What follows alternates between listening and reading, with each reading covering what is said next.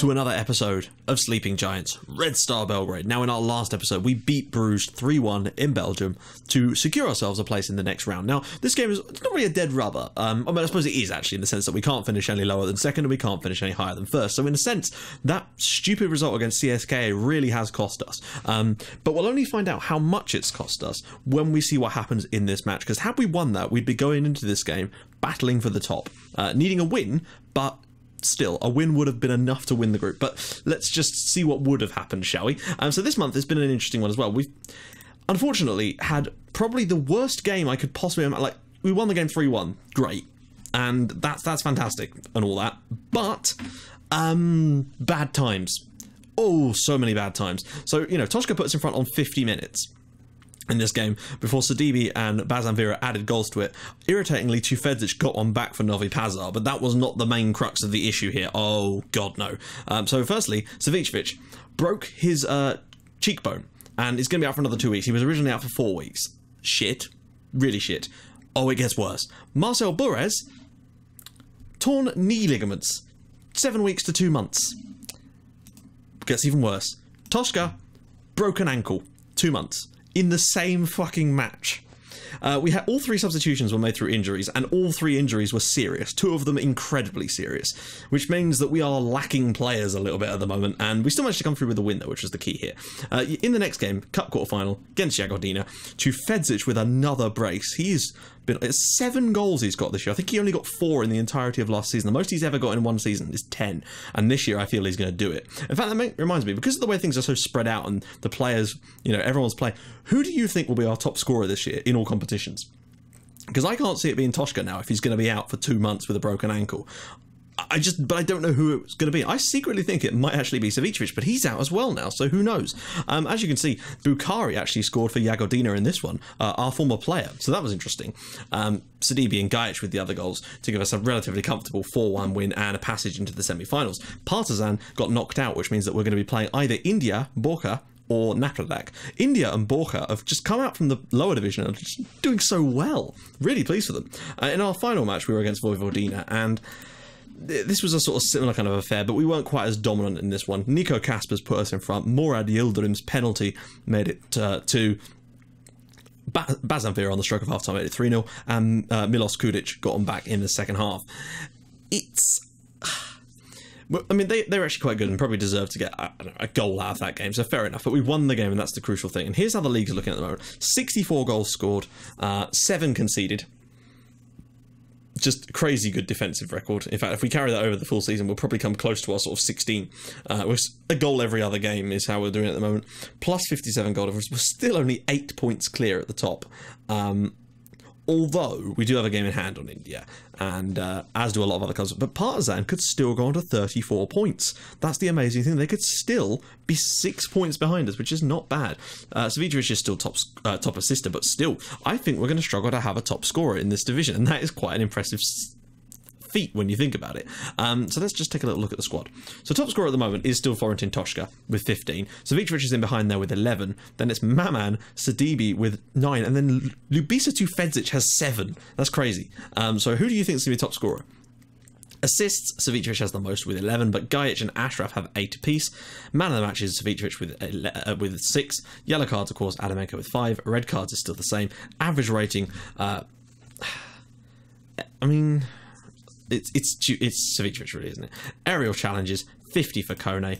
Key passes, 75 for Kofi is the most at the moment. But so many injuries now. Casado's also out for like 2 months as well. Kofi's out for 2 or 3 months, isn't it? I mean, it's disappointing. Key tackles, 18. This is going to be an injury-ravished one. I think that's really going to be what's going to hold us back in the next round of this competition, unfortunately, is those injuries, because I don't know whether they'll be fit again by the time those knockout games come around. That might be our only hope, that in that time, these guys can get themselves fit again. I'm a little on the fence, but look at that. Casado, Kofi, Savicevic, Toshka, Burez.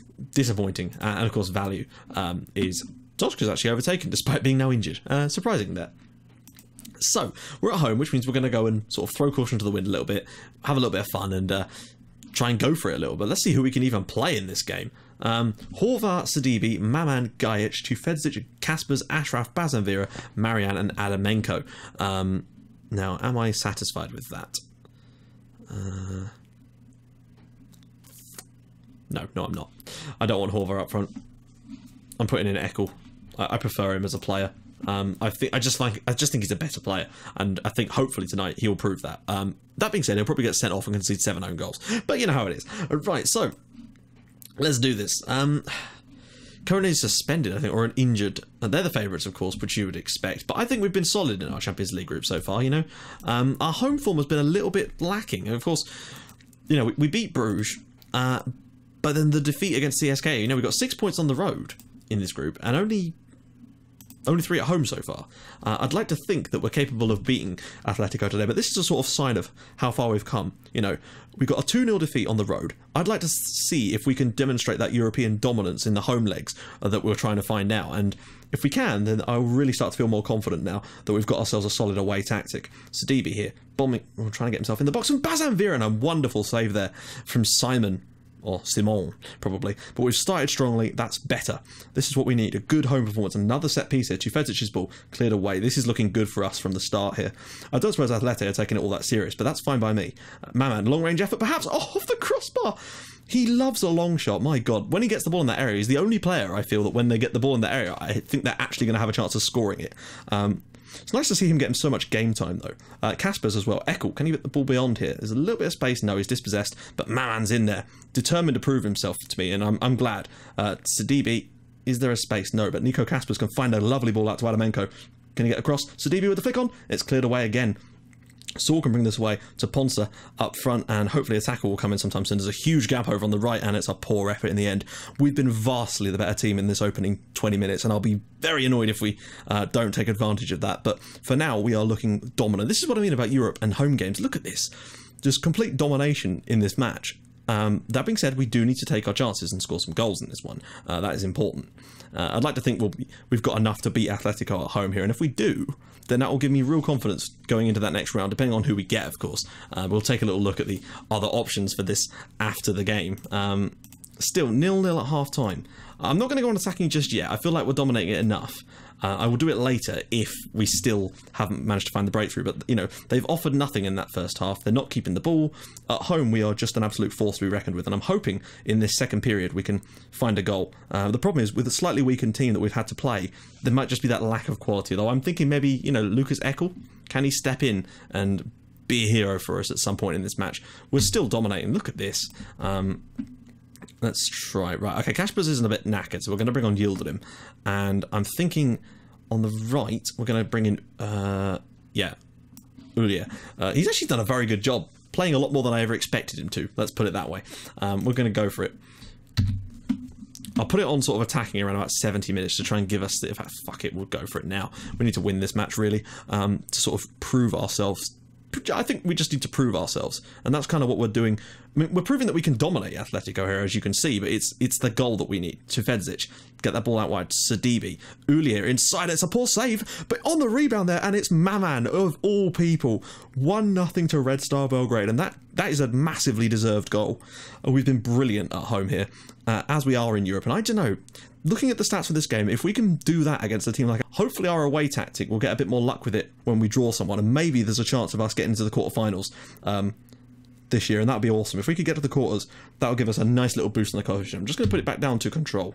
I don't expect us to concede at the moment. We're looking fantastic in this match, and this is the kind of performance we need to see more of in Europe. Oh, maybe another goal. If we could level it up on the old head-to-head, not that it matters anything, but my point is, this is the proof that I need that we should be doing better in this group, really. Sidibe, good save. And if it wasn't for that stupid game against CSKA, we would have won the damn group.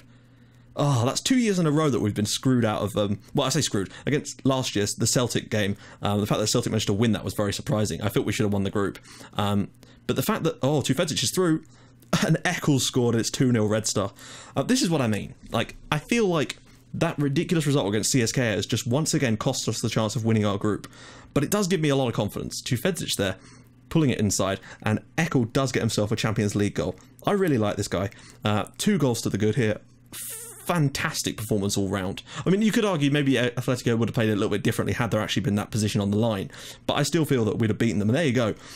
I think over 2 legs we can beat someone in the next round of this competition. We managed to stop them from having a single shot on target, and for me that is a crazy, a crazy good thing. We don't appear to be that far into the old recording though, which is a little bit disappointing. We're like 10 minutes into this episode. I don't even know. That's the problem, I guess, when there's like little to talk about in some of these games. So we're going to have to try and find something else to talk about in a sec, but don't worry, I will think of something as we are doing this stuff. So let's take a look at who we're going to be potentially playing in the next round of this tournament. Let's take a little gander here. So Napoli are through.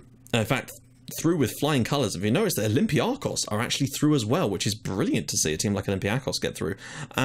But Napoli would be the one that we'd end up playing, unfortunately. This is the thing. If we win the group, we get someone like Olympiacos, Real Betis. Those are teams we can beat, and that's why it's so important for us to actually try and win the damn group eventually. But there you go. City are through. Schalke are through. That's good, actually. PSG being Schalke, I would like to have a crack at Schalke, potentially. Benfica, they finished above Barcelona in their group. I'd take a crack at Benfica as well. Swansea have fucking qualified. That's amazing. Swansea City have qualified for the knockout stages of the Champions League. Brilliant stuff. Real Madrid, that's one I'd want to avoid. And Chelsea are the other one to go through. And Manchester United. I'll tell you what. I'd take Man United. I'd take maybe Benfica or Schalke. Or Napoli even. I know Napoli have been good, but I don't know. I just feel like perhaps there's a chance for us there. So there you go. I mean, look at the average ratings as well. Amir Ashraf is in the top 4 average ratings in this entire thing, and we've got the most injuries in the entire competition, which doesn't help.